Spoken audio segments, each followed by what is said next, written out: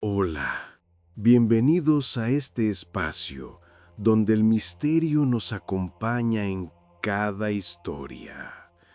Soy Andal y juntos exploraremos fantasmas, leyendas urbanas, el terror psicológico y los secretos que la noche guarda celosamente. Aquí descubrirás relatos que desafían la razón y despiertan tus propios miedos. Acompáñame, porque las leyendas nunca mueren, solo esperan ser contadas otra vez. El muñeco de la escuela. Todo empezó con una apuesta estúpida, de esas que solo se te ocurren a los 16 años cuando el aburrimiento es más fuerte que el miedo.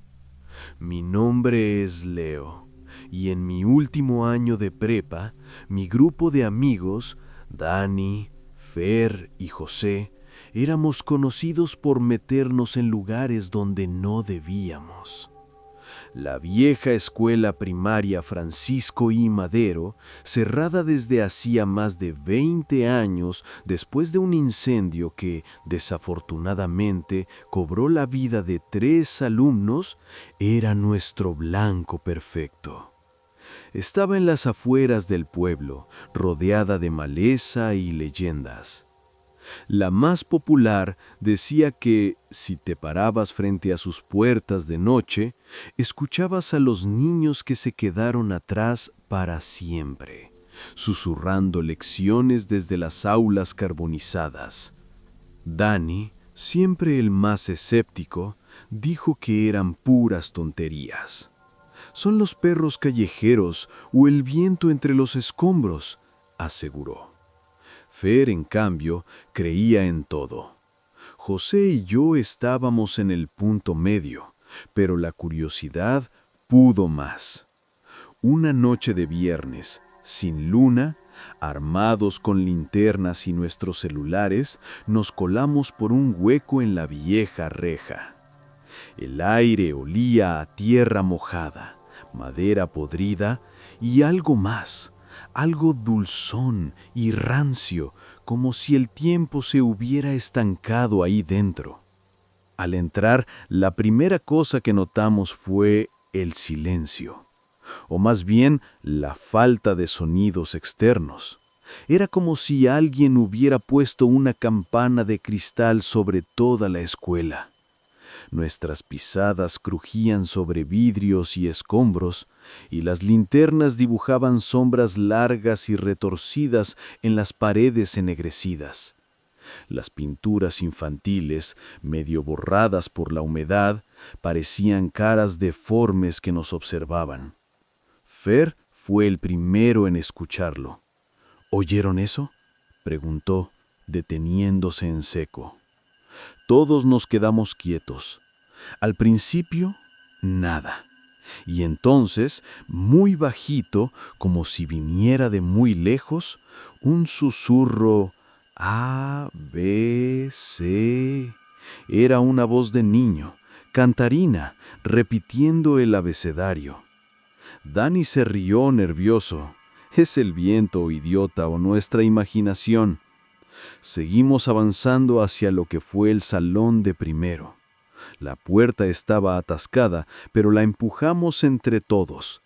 El salón estaba destrozado, pequeños pupitres quemados, un pizarrón con marcas fantasmales de tiza.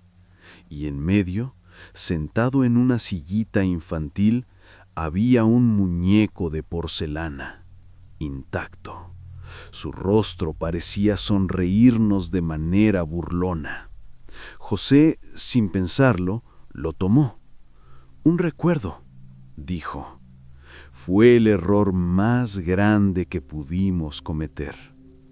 En ese momento, algo parpadeó. Los susurros volvieron, pero ahora no eran uno, eran decenas. voces infantiles superpuestas repitiendo números y cantando canciones infantiles. «¡Salgan, salgan! ¡Es hora de salir!», gritaba una maestra. Corrimos, o lo intentamos. El pasillo que habíamos usado para entrar ahora era un laberinto de puertas cerradas y sombras que se movían por su cuenta. El muñeco en las manos de José empezó a sentirse pesado, helado. Lo tiró al suelo, pero en lugar de romperse, se reincorporó solo y su cabeza giró 180 grados. Su sonrisa ya no era burlona, era hambrienta. El techo crujía como si docenas de pies pequeños corrieran sobre él. Fer, al borde del pánico, gritó que veía caras en las ventanas, caras de niños pálidos con los ojos vacíos, tocando los vidrios con sus manitas.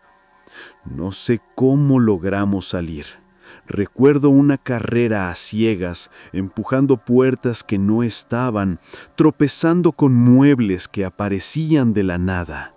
Finalmente, José, con una fuerza que no sabía que tenía, derribó una puerta trasera que daba al patio. Salimos corriendo, sin mirar atrás, hasta llegar a la calle, jadeando y el corazón a punto de explotar. Cuando nos atrevimos a voltear, la escuela estaba ahí, silenciosa y oscura como si nada hubiera pasado. Pero en la reja, colgado de un alambre, estaba el muñeco de porcelana, mirándonos. Nunca más volvimos. Fer no durmió bien por meses. José juró que a veces en sueños veía al muñeco sentado al pie de su cama, susurrando lecciones. Dani ya no es tan escéptico, y yo, a veces cuando paso cerca de ahí de día, juraría que en una ventana del segundo piso hay una silueta pequeña, una maestra fantasmal moviendo su dedo como reprendiendo a alguien. Algo se quedó con nosotros esa noche. El salón que nunca cerró. Me llamo Román y soy profesor de historia. Hace 10 años, mi primera chamba fue en la Secundaria Técnica 17, un edificio viejo pero funcional en el centro de la ciudad. Pero esta historia no es sobre mi tiempo ahí, sino sobre lo que pasó después de que la cerraran. Resulta que, por recortes de presupuesto y por una mala fama que se arrastraba desde los 70, decidieron reubicar la escuela y dejar el edificio abandonado. La mala fama venía de un suceso trágico. En 1975, la profesora de química, la maestra Alondra, quien no era una persona sana mentalmente, en un ataque de locura intentó envenenar a todo su grupo de tercero durante una práctica de laboratorio. 4 adolescentes terminaron en el hospital por intoxicación. Ella, aprovechándose de su posición como docente, dio a sus alumnos a probar yogurt con fruta como muestra de lo que realizarían ese día en el laboratorio. El desafortunado suceso afectó sobre todo a aquellos alumnos que no contaban con la mejor condición económica y comieron incluso más de lo que se les ofreció a todos, algunos de ellos incluso comiendo el yogurt de sus compañeros. Lamentablemente, uno de ellos falleció esa noche. La maestra Alondra fue encontrada en su casa suspendida de una cuerda. Yo, por curiosidad profesional y porque siempre sentí una conexión rara con ese lugar, conseguí las llaves del velador. Una tarde decidí entrar solo. Quería recuperar unos libros viejos que había dejado en la dirección, pero algo más me esperaba. El edificio olía a polvo y desinfectante viejo. Mis pasos resonaban en el pasillo vacío. Las aulas, con sus puertas abiertas, parecían bocas oscuras. Todo estaba tal como lo dejamos: sillas apiladas, pizarrones con notas y fechas de aquellos tiempos, algún que otro cuaderno olvidado. Hasta que llegué al tercer piso. Desde lejos escuché un murmullo, como ese sonido de todos acomodándose en una clase a punto de iniciar. Mi corazón se aceleró. Debe ser un vagabundo o quizá mi imaginación, me dije. Me acerqué con cuidado al salón 304. La puerta estaba cerrada, pero a través de la mirilla de la ventanita pude verlo. El salón estaba impecable, iluminado por una luz tenue y fría que no venía de ningún lado específico. Al frente la maestra Alondra escribía fórmulas en el pizarrón. Ella pareció sentir mi presencia. Giró lentamente su cabeza y me miró. Sus ojos no tenían pupilas, solo eran blanco lechoso. Sonrió, una sonrisa tranquila, y luego volvió a su clase. Sentí un frío que me caló hasta los huesos. Quise correr, pero mis pies estaban clavados al suelo. De repente la puerta del salón se abrió sola, con un chirrido prolongado. La señorita Alondra me hizo una seña para que entrara. «Pase, profesor. Siempre es bueno tener visitas», dijo su voz, un eco de otro tiempo. El aire era pesado y había un olor amargo. Al voltear a ver las bancas, había una ocupada, un joven pálido y con la boca espumosa. El chico de cabello negro volteó y me miró fijamente. Sus labios no se movieron, pero escuché su voz en mi mente. «Ayúdeme, ella no me deja ir». Intenté retroceder. La maestra Alondra se acercó a mí, deslizándose más que caminando. «Él es mi alumno favorito», me susurró. No recuerdo bien cómo salí de ahí. Solo sé que de repente estaba otra vez en el pasillo, tirado en el suelo, jadeando. La puerta del 304 estaba cerrada y el silencio había vuelto.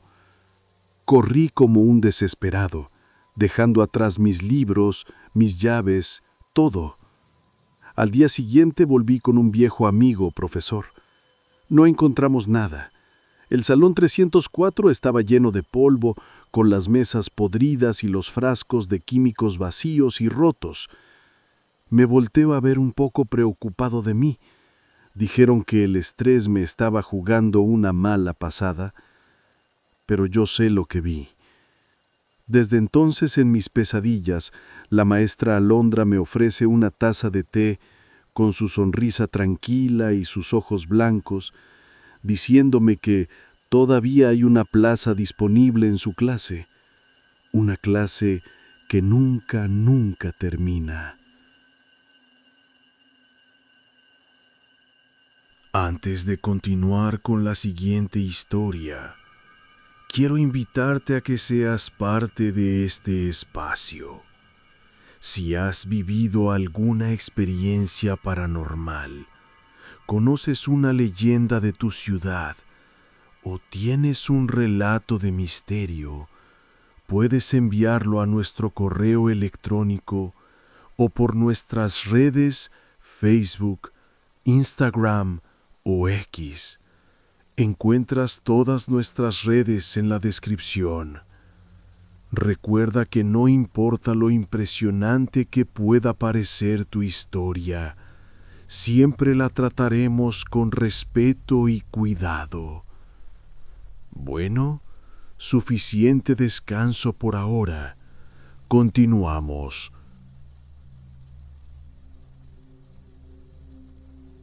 La Escuela del Silencio. Me llamo Sofía y crecí a 2 calles de la vieja Escuela Modelo, un edificio de cantera gris que alguna vez fue el orgullo del vecindario. Cerró en 1998, oficialmente por recortes de presupuesto y reformas del gobierno local. Prometieron reabrirla, pero los años pasaron y el edificio quedó en ruinas, atrapado entre la nostalgia y el abandono. Con el tiempo comenzaron los rumores, que en las noches se veían luces en los salones, que alguien entraba y salía sin ser visto. Algunos decían que una secta había tomado el lugar, realizando rituales en secreto. Yo nunca lo creí del todo, hasta que una madrugada, al regresar de trabajar, vi algo. Desde mi ventana pude distinguir una luz intermitente dentro del antiguo salón de primero A. No era el reflejo de un auto ni el brillo de un celular. Era una llama suave, constante, que se movía lentamente. Esa imagen me persiguió varios días.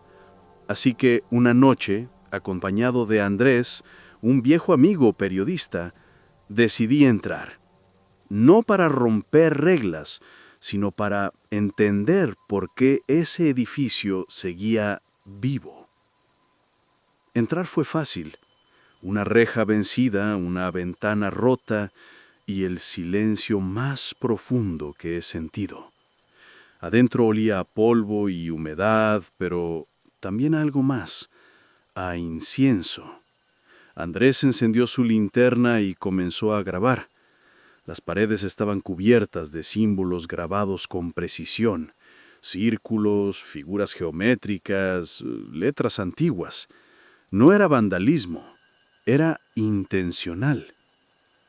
En el salón principal había velas gastadas dispuestas en un patrón circular. En el centro, una campana oxidada y sobre una mesa, una carpeta con hojas escritas a mano. Algunas páginas hablaban de la purificación del conocimiento y de mantener encendida la llama del saber. «Esto no parece obra de adolescentes», susurró Andrés. Seguimos avanzando sin hablar mucho. Cada paso resonaba como si el edificio respirara con nosotros.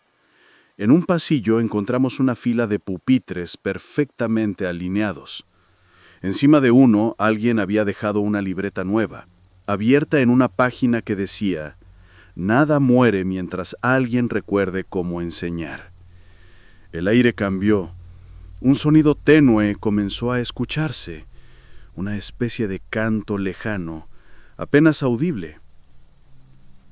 No sabíamos de dónde venía, pero no parecía amenazante, más bien melancólico, como si el edificio repitiera de memoria algo que alguna vez se enseñó ahí. Andrés intentó grabar, pero su cámara empezó a fallar. La imagen temblaba, el audio se distorsionaba. Solo se oía ese canto mezclado con el viento. Decidimos salir. No corrimos, solo caminamos en silencio, con la sensación de que no estábamos solos, aunque nadie nos siguiera. Ya afuera, el edificio parecía dormido otra vez. La luz que habíamos visto desde lejos ya no estaba. Al revisar la grabación descubrimos que los símbolos en las paredes no coincidían con los que habíamos visto en persona. En el video algunos estaban en lugares distintos, como si se hubieran movido o reordenado. Desde entonces paso a menudo frente a la vieja escuela. Nadie la ha demolido ni restaurado, pero a veces, justo antes del amanecer, una tenue luz se enciende detrás de los ventanales del segundo piso.